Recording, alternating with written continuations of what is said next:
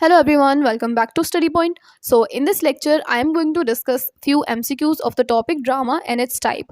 So basically this is our unit first of BA third semester English, and the theoretical portion of this unit I have already covered in a few previous lectures. So you can check those videos from the playlist, and I'm going to share the link of the playlist in description box or also in the comment box. And also if you want to download or you want to get notes of this particular topic or any other lecture, so you can download them from the Telegram channel, and you can find the link in description box. So let's begin the video. Here I am only share 10 to 15 important MCQs of this topic.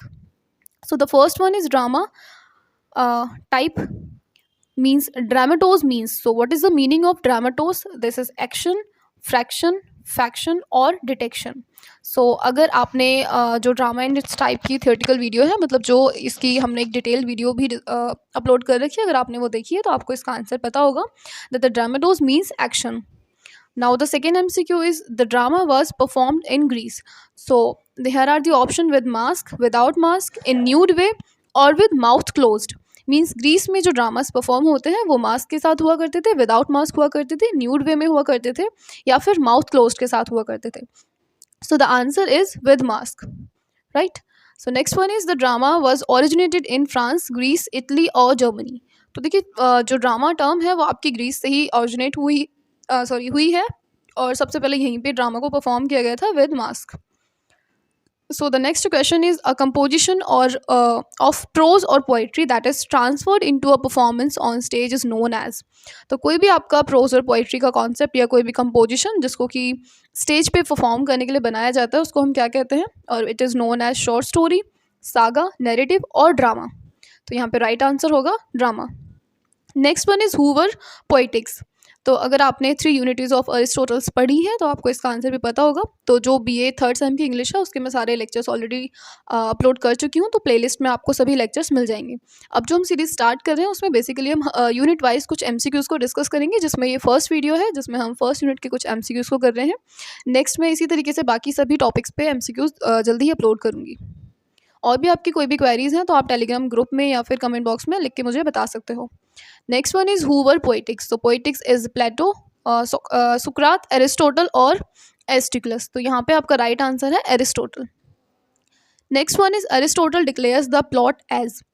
तो उन्होंने जो plot को discuss किया था most essential बताया था, soul of tragedy बताया था, या नॉट नेसेसरी या मोस्ट यूजफुल. तो इनका कहना था कि जो प्लॉट है वो आपका ट्रेजेडी की क्या होती है, सोल होती है. और एक इम्पॉर्टेंट क्वेश्चन और यहाँ से निकल कर आता है कि जो एरिस्टोटल हैं वो बात करते हैं कि प्ले आपका या तो टोटल ट्रेजेडी बेस्ड हो या फिर आपका कॉमेडी बेस्ड हो, दोनों का कॉम्बिनेशन नहीं होना चाहिए. तो ये इंडिविजुअल की बात करते हैं, चाहे उसमें कॉमेडी हो या ट्रेजेडी हो.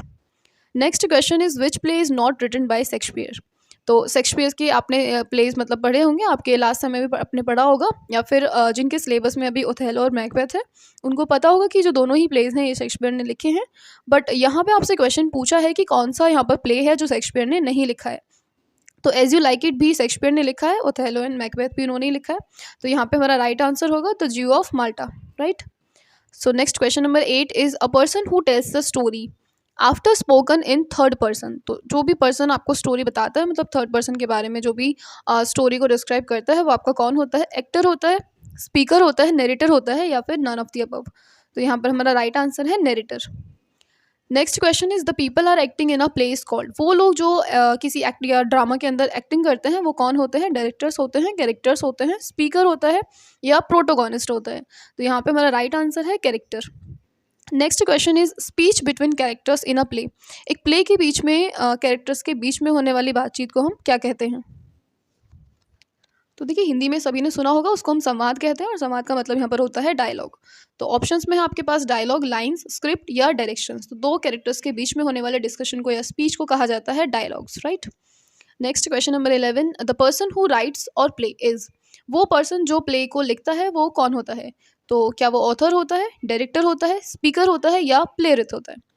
तो यहाँ पे मेरा राइट आंसर होगा playwright, right. Next question number 12 is the play और ड्रामा इज ऑर्गेनाइज्ड इन. तो जो आपका प्ले या ड्रामा होता है वो किस तरीके से ऑर्गेनाइज होता है? चैप्टर्स के बीच में, एक्ट और सीन्स के बीच में, एपिसोड्स के बीच में, या फिर पेजेस एंड नंबर्स के बीच में. तो आपको अच्छे से पता है कि ड्रामा में आपके कुछ एक्ट्स और सीन्स होते हैं, जैसे कि कुछ ड्रामाज मैंने कवर भी कराए हैं आपको. जिसमें हमने आर्म्स एंड द मैन को भी किया हुआ है। तो उसमें हमने देखा था कि वो जो प्ले या ड्रामा है उसको 3 एक्ट्स में डिवाइड करके लिखा गया है, ठीक है। नेक्स्ट है question number 13, the main character in a drama. देखिए, ड्रामा के अंदर जो मेन कैरेक्टर होता है उसको हम क्या कहते हैं, मतलब जिसको हम हीरोइक कैरेक्टर भी कहते हैं। तो प्रोटोगोनिस्ट, एंटोगोनिस्ट, एक्स्ट्रा या नन ऑफ द अबव। तो यहाँ पे हमारा राइट आंसर है प्रोटोगोनिस्ट। जो आपका ड्रामा में हीरोइक कैरेक्टर होता है, मीन्स जो मेन कैरेक्टर होता है, दैट इज प्रोटोगोनिस्ट। एंड उसका जस्ट अपोजिट जो कैरेक्टर होता है, जो मतलब विलन आप कह सकते हैं, जो नेगेटिव रोल में होता है, वो आपका एंटोगोनिस्ट होता है। क्लियर। तो ये कुछ क्वेश्चन आपके ड्रामा एंड टाइप्स के थे। तो अभी आपके ड्रामा एंड टाइप्स में कुछ टॉपिक्स रह गए हैं जिन पे भी मैं एमसीक्यू जल्दी ही अपलोड करूँगी, ठीक है। तो चलिए मिलते हैं फिर नेक्स्ट वीडियो में, बाय।